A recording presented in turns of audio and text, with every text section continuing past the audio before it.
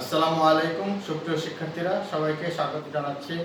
আমি মোহাম্মদ সামাদ খান, প্রভাষক, হিসাব বিজ্ঞান বিভাগ, ঢাকা কলেজ, ঢাকা। আশা করি তোমরা সকলেই সুস্থ আছো এবং নিরাপদে আছো।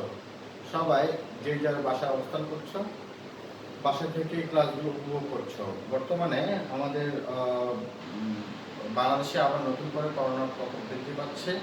সুতরাং আমি আশা করছি তোমরা সবাই বাসা থেকেই পড়াশোনা চালিয়ে যাচ্ছ এবং পড়াশোনার জন্য তোমরা প্রিপারেশন নিচ্ছ ভালো করে।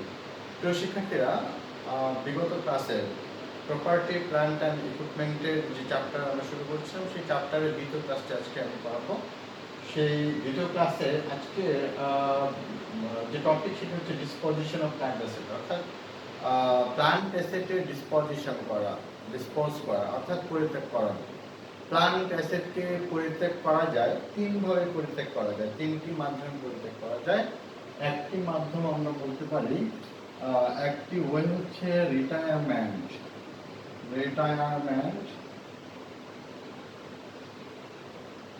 Of asset. Retirement of asset and দুই নম্বর আমরা বলতে পারি সেল অফ অ্যাসেট, and 3 নম্বর আমরা বলতে পারি এক্সচেঞ্জ অফ অ্যাসেট। ওকে প্রিয় শিক্ষার্থীরা, তাহলে ডিসপোজিশন অফ প্ল্যান্ট অ্যাসেটের মধ্যে আমাদের বলা হচ্ছে রিটায়ারমেন্ট অফ প্ল্যান্ট অ্যাসেট অথবা রিটায়ারমেন্ট অফ অ্যাসেট। ওকে, তার মানে হচ্ছে আমরা যখন একটি অ্যাসেটের রিটায়ারমেন্ট করব, যে তাকে ব্যবহার থেকে রিটায়ারমেন্টে পাঠিয়ে দেব, অর্থাৎ আমরা কখন রিটায়ারমেন্টে পাঠাবো?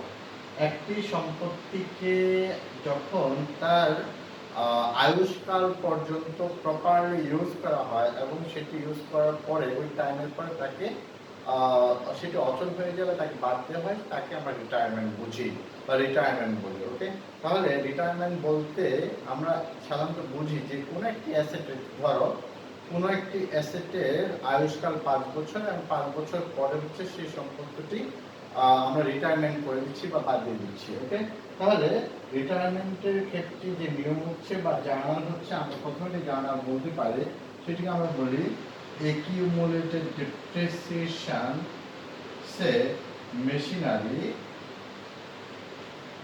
debit then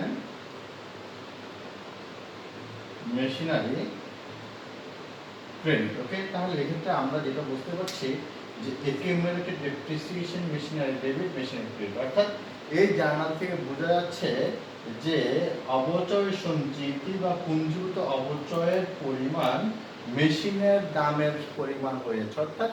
অর্থাৎ আমরা মেশিনের যে ক্রয় মূল্য ছিল সেই ক্রয় মূল্য সমান হচ্ছে পুঞ্জীভূত অবচয়ের পরিমাণ, accumulated depreciation হয়ে যাচ্ছে। ওকে, সেক্ষেত্রে আমরা এটিকে করতে পারি। ওকে, এখন আমাদের কথা হচ্ছে যে retirement of asset from uses যখন আমরা করছি, অর্থাৎ ক্রয় মূল্যের সমান হয়ে গেছে যখন পুঞ্জীভূত অবচয়, তখন আমরা পুঞ্জীভূত অবচয়কে ডেবিট করে দিচ্ছি এবং ক্রয় মূল্য মেশিনারিকে আমরা ক্রেডিট করে দিয়ে সেটিকে আমরা অফ করে দিচ্ছি। ওকে, অর্থাৎ পরিত্যাগ করে দিচ্ছি, অর্থাৎ আমরা ওই অ্যাসেটকে ড্যামলিশ করে দিচ্ছি, বাদ দিয়ে দিচ্ছি। ওকে, তাহলে এক্ষেত্রে এটি একটি জার্নাল। আরেকটি জার্নাল হতে পারে, সেটা হচ্ছে কি অনেক সময় হতে পারে যে আমরা একটি সম্পত্তিকে বললাম যে 5 বছর ব্যবহার করা যাবে, কিন্তু সেটি 5 বছর আগেই নষ্ট হয়ে গিয়েছে, অথবা 5 বছর আগে কোনো কারণে আমরা তাকে বাদ দিয়ে দিয়েছি রিটায়ারমেন্ট থেকে। সেক্ষেত্রে তার একটি কি হতে পারে, তার একটি লস হতে পারে, ক্ষতি হতে পারে। সেক্ষেত্রে ক্ষতি হতে গেলে তখন আমাদের কি করতে হয়, আমাদের অ্যাকচুয়ালি এই কাজটি করতে হয় যে accumulated depreciation machinery debit then loss of disposal machinery debit then machinery credit।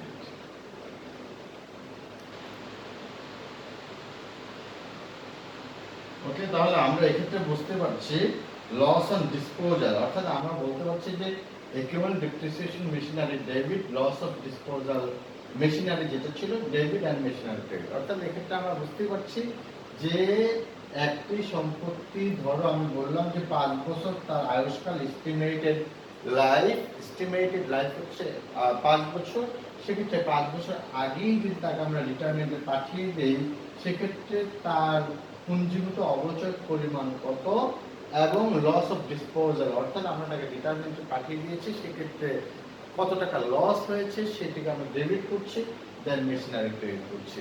ওকে, তাহলে এটি একটি বিষয়। আরেকটি বিষয় দাঁড়াতে পারে যে সেটি যে কোনো একটি অ্যাসেটকে রিটায়ারমেন্টে পাঠিয়ে দেওয়ার ব্যবস্থা করার পরেও অর্থাৎ 5 বছর চলে গেছে আমরা তাকে রিটায়ারমেন্টের জন্য বলেছি, কিন্তু 5 বছর পরেও কোনো একটি অ্যাসেট চলমান থাকতে পারে বা সেটি ভালো থাকতে পারে, সেক্ষেত্রে অবভিয়াসলি আমাদের অবচয়ের পরিমাণ কখনোই মেশিনারি থেকে বেশি হতে পারবে না।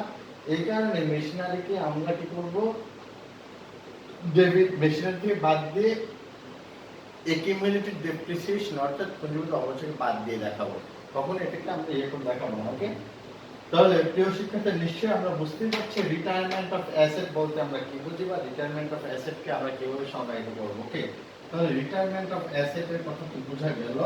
দেন sale of asset, plant asset, sale of plant asset অর্থাৎ আমরা এক্ষেত্রে যেটি বুঝি যে প্ল্যান্ট অ্যাসেটের বিক্রয়, আমরা প্ল্যান্ট অ্যাসেটকে বিক্রয় করতে পারি নিশ্চয়ই। তাহলে প্ল্যান্ট অ্যাসেটকে বিক্রয় করতে গেলে আমাদের কি করতে হবে, আমাদের দুই ভাবে আমরা বিক্রি করতে পারি। আমরা বলেছি যে ডিসপোজিশন অফ প্ল্যান্ট অ্যাসেটকে কিভাবে করা যায়, একটি রিটায়ারমেন্ট অফ প্ল্যান্ট অ্যাসেট, একটি sale of assets plant asset and then exchange of plant asset. সুতরাং সেল অফ প্ল্যান্ট অ্যাসেট যদি আমরা বলি, সেল অফ প্ল্যান্ট অ্যাসেটকে দুই ভাবে সেল করা যায়, একটা তো নিশ্চয়ই জানা, একটা আমরা ক্ষতিতে বিক্রি করি, একটা লাভে বিক্রি করি, তাই না? তাহলে ক্ষতিতে যদি আমরা কোন প্ল্যান্ট অ্যাসেট বিক্রি করি সেক্ষেত্রে আমাদের জার্নাল তাহলে কি হবে, তাই না? তাহলে ক্ষতিতে বিক্রি করতে গেলে আমরা কি কি জার্নাল দিতে পারি, আমরা যদি এরকম দেই যে ক্ষতিতে যেমন আমরা বললাম cash debit accumulated depreciation debit, then loss on disposal account debit,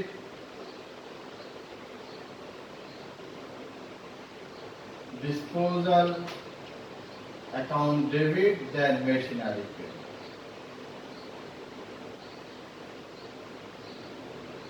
ওকে, তাহলে এক্ষেত্রে আমরা এটিকে নিয়ে একটা অঙ্ক করতে পারবো। নিশ্চয়ই তোমরা এরকম অঙ্ক করে আসছো, আগেও করে আসছো। তাহলে আমরা বলতে পারি যদি সেটিকে আমরা ক্ষতিতে বিক্রি করি তাহলে আমাদের জার্নালটা হবে ঠিক এরকম। ওকে, আমাদের জার্নাল ঠিক হবে এরকম, cash debit, accumulated depreciation machinery debit, loss and disposal account debit, then machinery credit. ওকে, তাহলে আমরা নিশ্চয়ই এটি বুঝতে পারছি যে আমাদের জার্নালটি কি হবে। ওকে, এটা হচ্ছে ক্ষতিতে বিক্রয় করা। আমি যদি এটিকে আবার লাভে বিক্রি করতে চাই তাহলে আমরা কি বলবো, জার্নাল যদি আমরা লাভে বিক্রি করি, লাভে বিক্রি করলে আমরা কি বলবো, cash debit accumulated depreciation machinery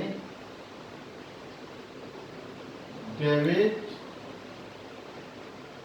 okay, then profit on disposal credit,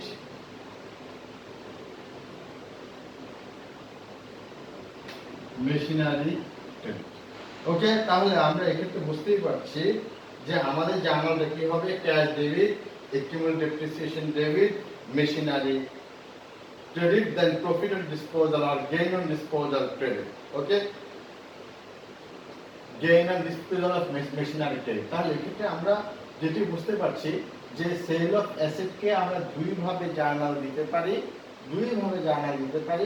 একভাবে জার্নাল হচ্ছে কি আমরা বললাম যে ক্ষতিতে বিক্রি করা সম্পদ, প্ল্যান্ট অ্যাসেটকে ক্ষতিতে বিক্রি করা, আরেকটি হচ্ছে লাভে বিক্রি করা। যদি আমরা ক্ষতিতে বিক্রি করি তাহলে আমরা জার্নাল দিব হচ্ছে কি, cash debit, accumulated depreciation machinery debit, then loss on disposal debit, machinery credit. আর যদি আমরা লাভে বিক্রি করি, একটি প্ল্যান্ট অ্যাসেটকে আমরা লাভে বিক্রি করে দেই, তাহলে সেক্ষেত্রে জার্নাল হবে cash debit, accumulated depreciation, machinery debit, profit on disposal account অথবা gain on disposal machinery credit and then machinery credit। ওকে, তাহলে প্রিয় শিক্ষার্থীরা, নিশ্চয়ই তোমরা বুঝতে পারছো আমরা যখন কোনো একটা ম্যাথ করব তখন অবশ্যই তোমরা বুঝতে পারবে আরো ক্লিয়ারলি। ওকে, তাহলে আমি এটি ইরেজ করে দিচ্ছি। Then last one is exchange of plant asset. Okay, last one is exchange of plant asset, exchange of plant asset। ওকে, এটিকে আমরা দুই ভাবে করতে পারি, একটি সিমিলার অ্যাসেট চেঞ্জ, আরেকটা হচ্ছে ডিসিমিলার অ্যাসেট। ওকে, তাহলে বিনিময়, প্ল্যান্ট অ্যাসেটের বিনিময় হচ্ছে দুই ধরনের হতে পারে, একটা হচ্ছে সিমিলার অ্যাসেটের এক্সচেঞ্জ হবে, আর একটা হচ্ছে ডিসিমিলার অ্যাসেটের এক্সচেঞ্জ হবে। সিমিলার অ্যাসেটের এক্সচেঞ্জ আমরা বলতে বুঝি যে সে ট্রাক, একটি ট্রাক আনলাম আর একটি ট্রাক আরেকজন দিয়ে দিলাম, ওই ট্রাকের পরিবর্তে আমি হচ্ছে গিয়ে ক্যাশ নিতে পারি, ক্যাশ নিব বা ক্যাশ নিতে পারি বা ক্যাশ নাও নিতে পারি বিভিন্ন কারণে। ডিসিমিলার অ্যাসেট হচ্ছে গিয়ে কি, যে যে অ্যাসেটগুলো সাধারণত এক না, বৈসাদৃশ্য নয়, সিমিলার না, তারা হচ্ছে ডিসিমিলার অ্যাসেট। তার মানে দুটো ডিসিমিলার অ্যাসেট যখন আমরা এক্সচেঞ্জ করি সেক্ষেত্রে সেটি হবে এক্সচেঞ্জ অফ প্ল্যান্ট অ্যাসেট। ওকে, তাহলে প্রিয় শিক্ষার্থীরা, নিশ্চয়ই তোমরা বুঝতে পেরেছো যে এক্সচেঞ্জ অফ প্ল্যান্ট অ্যাসেট কি। ওকে, প্রিয় শিক্ষার্থীরা, আমরা নিশ্চয়ই আমাদের অঙ্কগুলোতে পরবর্তীতে যদি কোনো অঙ্ক করতে যাই তাহলে অবশ্যই আমরা এই এক্সচেঞ্জ অফ প্ল্যান্ট অ্যাসেটের মধ্যে similar plant asset, exchange of similar plant asset and then exchange of dissimilar plant অ্যাসেটে কাজ করব বা জার্নাল করব, তখন আমাদের জার্নালগুলো অবশ্যই তোমরা বুঝবে। প্রিয় শিক্ষার্থীরা, এবার চলো আমরা একটি ম্যাথ করব।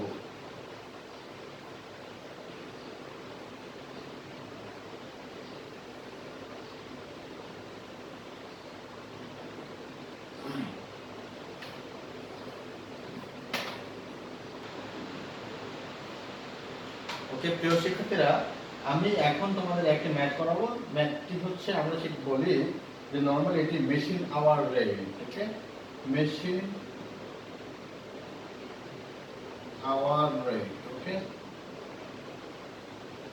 ওকে, যন্ত্র ঘন্টা পদ্ধতি যেটা আমরা বলি অ্যাকচুয়ালি। তাহলে এই প্রশ্নটি যেটি বলা হয়েছে, Raju and company bought a machine on 1/1/2009 costing টাকা 6 লাখ। বলা হয়েছে যে 6 লাখ টাকা দিয়ে সেটি ক্রয় করেছে এবং the installation charges 40,000 টাকা and its value or service value is 20,000 টাকা। During 2019 and 2010, 11 and 2012, the machine are engaged in production for 6,000 and then 6,500, 5,000 and 2,500 hours।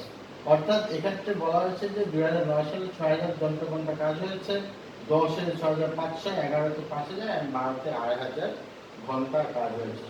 সুতরাং এক্ষেত্রে আমাদের এই অঙ্কটি বলেছে show the depreciation schedule for its 4 years life, অর্থাৎ 4 বছরের আমাদের depreciation শিডিউলটি তৈরি করতে হবে, শিডিউলটি বের করতে হবে। তাহলে প্রিয় শিক্ষার্থীরা, আমি আশা করব তোমরা সকলেই তোমাদের খাতার মধ্যে এই প্রশ্নটি তুলেছ, অর্থাৎ তোমরা নিশ্চয়ই সবাই খাতা কলম নিয়ে বসেছ ক্লাসটি করার জন্য এবং অবশ্যই তোমরা প্রশ্নটি তুলেছ ও প্রশ্নটি আছে। তাহলে আমি এই প্রশ্ন মুছে দিচ্ছি।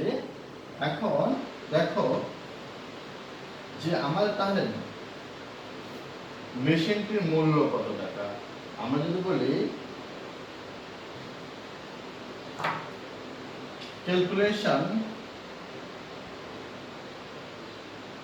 calculation of depreciable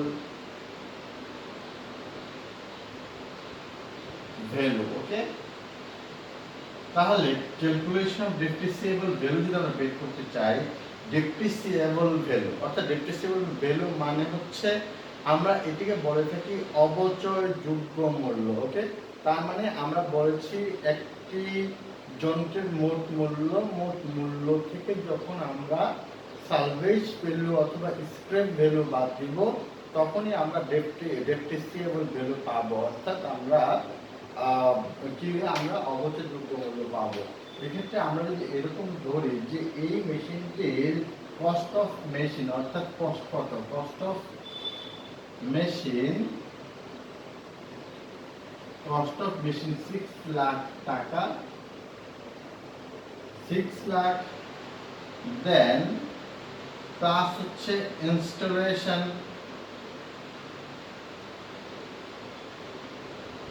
চার্জ 40,000 টাকা। ওকে, দেন এক্ষেত্রে বাদ যাবে সালভেজ ভ্যালু और স্ক্র্যাপ ভ্যালু 20,000 টাকা। ওকে, তাহলে আমার হচ্ছে 6,20,000 টাকা, এটিকে আমরা বলি ডেপ্রিসিয়েবল ভ্যালু। ওকে, এটিকে আমরা বলি ডেপ্রিসিয়েবল ভ্যালু। ওকে, তাহলে ডেপ্রিসিয়েবল ভ্যালু যদি হয় তাহলে পার আওয়ার প্রোডাকশন কস্ট যদি আমরা বের করতে চাই, পার আওয়ার প্রোডাকশন কস্ট বের করতে গেলে আমরা জানি ডেপ্রিসিয়েবল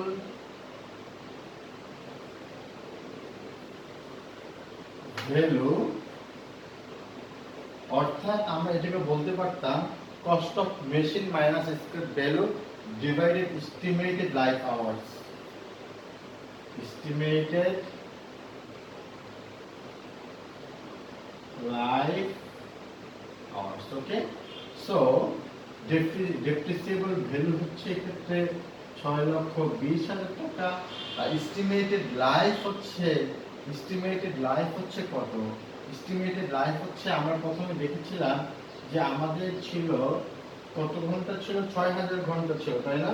আমরা প্রথমে 6,000 ঘন্টা, তার 9 সালে 6,000 ঘন্টা, 10 6,500, 11 5,000, দেন হচ্ছে 2,500 12, তাহলে টোটাল কত হলো? 6 12 12 17 18 19 20, তার মানে টোটাল 20,000 ঘন্টা। ওকে, তাহলে টোটাল 20,000 ঘন্টা।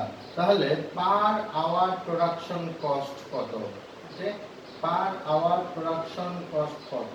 তাহলে পার আওয়ার প্রোডাকশন কস্ট যদি হিসাব করি তাহলে কত হয় দেখো তো।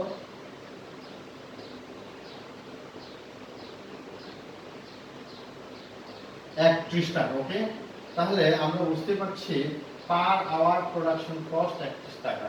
তাহলে আমরা জানি যে যদি ইয়ারলি প্রোডাকশন কস্ট বা ইয়ারলি ডেপ্রিসিয়েশন বের করতে চাই তাহলে আমাদের কিভাবে বের করব? ইয়ারলি প্রোডাকশন কস্ট হচ্ছে কিভাবে 6,000 ইনটু 31, তার মানে এক্ষেত্রে বলা হয়েছে production hours into per hour production cost. Depreciation expense কিভাবে বের করব? যে per hour production cost into per hour production cost into কি হবে?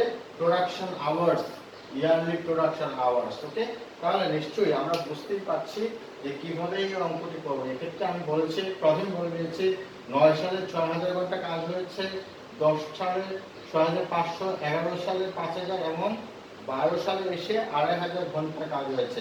সুতরাং ডেপ্রিসিয়েশন অফ এক্সপেন্স যদি বের করতে চাই, ইয়ারলি ডেপ্রিসিয়েশন বের করতে চাই তাহলে আমরা কিভাবে বের করব? Per hour production cost into total hours, তার মানে টোটাল আওয়ার্স 6 আওয়ার্স। ওকে, তাহলে টোটাল আমরা এক্ষেত্রে যখন একটা শিডিউল করতে চাই, ওকে, তাহলে আমাদের মনে আছে এগুলো নিশ্চয়ই। তাহলে এক্ষেত্রে যদি আমরা শিডিউল করতে চাই, শিডিউলটি কিভাবে করব দেখো তো। অর্থাৎ আমরা এখানে ডেপ্রিসিয়েশন শিডিউল তৈরি করব। ডেপ্রিসিয়েশন শিডিউল, ডেপ্রিসিয়েশন শিডিউল যদি তৈরি করতে চাই তাহলে আমরা কি করব? সে আমরা এক্ষেত্রে বললাম ইয়ার, রাইট? এক্ষেত্রে ইয়ার, এক্ষেত্রে আমরা বলবো প্রোডাকশন আওয়ার্স, অর্থাৎ একের কত আওয়ার কাজ হয়েছে। ওকে, দেন আমরা বলবো পার আওয়ার কস্ট কত টাকা বের করেছি আমরা, 31 টাকা পার ওয়ান। ওকে, দেন আমরা বের করব ডেপ্রিসিয়েশন এক্সপেন্স, ডেপ্রিসিয়েশন এক্সপেন্স বের করব। দেন আমরা কি করব? একিউমুলেটেড ডেপ্রিসিয়েশন বের করব। দেন আমাদের last one is book value, book value বের করব। ওকে, আমরা বুক ভ্যালু বলতে যেটাকে বুঝি যে আমরা বহি মূল্য বুঝি, যে লিখিত মূল্য না, এটি বহি মূল্য। অর্থাৎ আমরা একটু আগে যেটি বলেছিলাম, যখন আমরা সেল অফ অ্যাসেট বা আমরা যখন সেল অফ অ্যাসেটের ক্ষেত্রে বলেছি বা আমরা যে বিক্রির ক্ষেত্রে বলেছি যে লাভে বিক্রি করা এবং ক্ষতিতে বিক্রি করা, সেক্ষেত্রে অবশ্যই আমাদের বুক ভ্যালু একটি ফ্যাক্টর কাজ করে। অর্থাৎ তখন আমাদের বুক ভ্যালু বের করে নিতে হবে। যখন আমরা বুক ভ্যালু বের করব, আমরা বুক ভ্যালু কিভাবে বের করব? আমরা যেই সময়ে অ্যাসেটটিকে বিক্রি করতে চাই ঠিক ওই মুহূর্তে ওই সময়ে আমাদেরকে বুক ভ্যালু বের করতে হবে। কিভাবে বের করতে হবে? তখন আমাদের যে পারচেজ অর্থাৎ কস্ট ছিল, অর্থাৎ ক্রয় মূল্য ছিল, সেই ক্রয় মূল্য থেকে আমরা পুঞ্জীভূত অবচয় বাদ দিব অন দ্যাট টাইম। ওকে, তার মানে আমি যদি মনে করি যে 2009 সালের জুন মাসে আমি কোনো একটা সম্পত্তি বিক্রি করেছি, তাহলে অবশ্যই ওই 2009 সালের জুন মাসে আমাকে ওই সম্পত্তির বুক ভ্যালু বের করতে হবে। ওকে, তাহলে অবশ্যই বুক ভ্যালু অর্থাৎ আমরা বলে থাকি বহিমূল্য। বহিমূল্য, বহিমূল্য এই কারণে ইম্পর্টেন্ট যে আমরা বলেছি যে এটি লাভ বা ক্ষতি, একটি সম্পত্তিকে পরিত্যাগ করার ক্ষেত্রে, একটি সম্পত্তিকে ডিসপোজ করার ক্ষেত্রে, তখন অবশ্যই বুক ভ্যালু আমাদের বের করতেই হবে। ওকে, তাহলে বুক ভ্যালু বের করা যাবে কিভাবে বুঝাতে পেরেছি?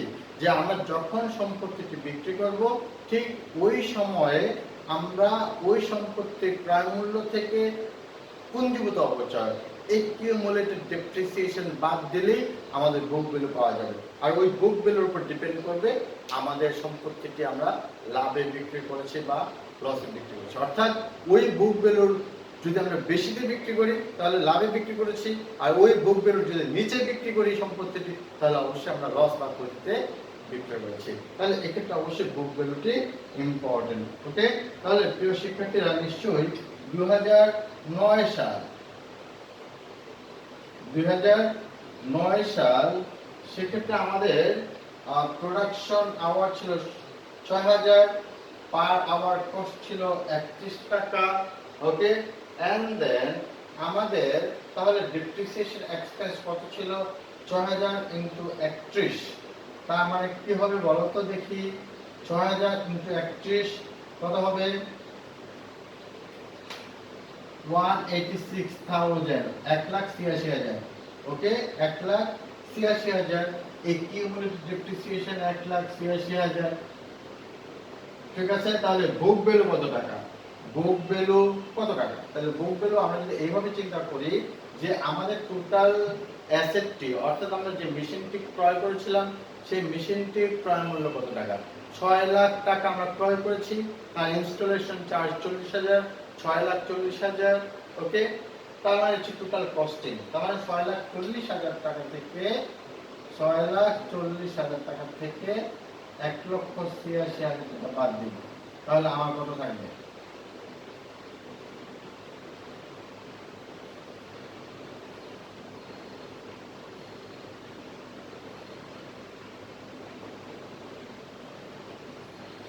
কত হয়েছে? 4,54,000 টাকা, 4,54,000 টাকা।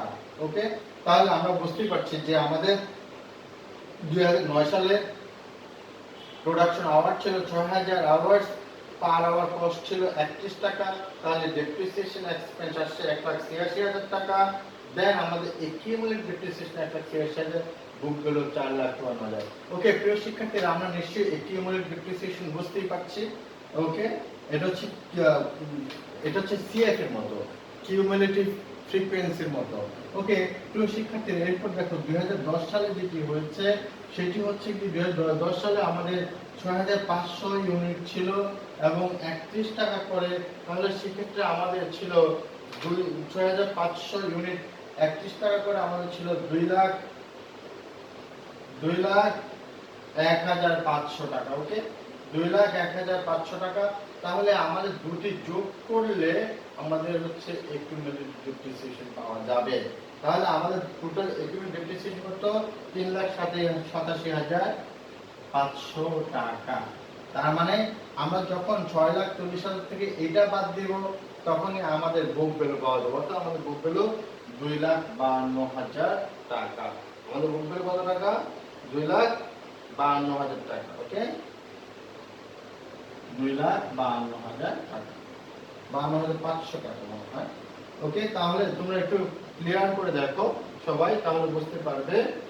দেন আমাদের 2011 সালে যেটি হয়েছে সেটি হচ্ছে কি 5,000 ইউনিট 31 টাকা করে, অর্থাৎ 3,5,15, 1.5 লাখ, 1,55,000 টাকা। 1,55,000 টাকা হচ্ছে ডেপ্রিসিয়েশন। তাহলে দুইটার সাথে যদি আমরা যোগ করি তাহলে কত টাকা হয়? 3,87,000 আর 1,55,000 হবে 5,42,000। ওকে, 5,42,500, 5,42,500 টাকা। দেন আমাদের এক্ষেত্রে বুক ভ্যালু কত টাকা থাকবে? 97,500 টাকা থাকবে, 97,500 টাকা থাকবে। 2012 সালে আমাদের হচ্ছে 2,500 প্রোডাকশন আওয়ার্স ছিল 31 টাকা করে, তাহলে আমাদের টোটাল আসবে 77,500 টাকা। ওকে, এবং আমাদের একিউমুলেটেড ডেপ্রিসিয়েশন হবে 6,20,000 টাকা, 6,20,000 টাকা। ওকে, 5,42,500 সাথে 57,500 করে 6,20,000 টাকা হবে এবং আমাদের বুক ভ্যালু থাকবে লাস্ট 20,000 টাকা। এই 20,000 হচ্ছে আমাদের সালভেজ ভ্যালুর সমান। এই 20,000 টাকা হচ্ছে আমাদের সালভেজ ভ্যালুর সমান। ওকে প্রিয় শিক্ষার্থীরা, তোমরা বুঝতেই পারছো লাস্টে যে 20,000 টাকা বের হয়েছে সেটা মনে রাখতে হবে যে আমাদের লাস্টে ওই যন্ত্রটির স্ক্র্যাপ ভ্যালু বা সালভেজ ভ্যালু যত টাকা রয়েছে ঠিক তত টাকাই বের হয়ে যাবে। আমি আশা করছি পরবর্তী যখনই তোমার যেই মেথডই একটি ডেপ্রিসিয়েশন শিডিউল বের করতে বলবে তোমরা নিশ্চয়ই সবাই খুব সুন্দরভাবেই একটি ডেপ্রিসিয়েশন শিডিউল তৈরি করতে পারবে, যে কোনো মেথডে করতে বলবে। অর্থাৎ sum of years digit method, double declining method বা আমরা যে কোনো মেথডের কথা বলবো, প্রত্যেকটি মেথডে তোমরা ডেপ্রিসিয়েশন শিডিউল তৈরি করতে পারবে। ওকে, সবাই ভালো থাকো, সুস্থ থাকো।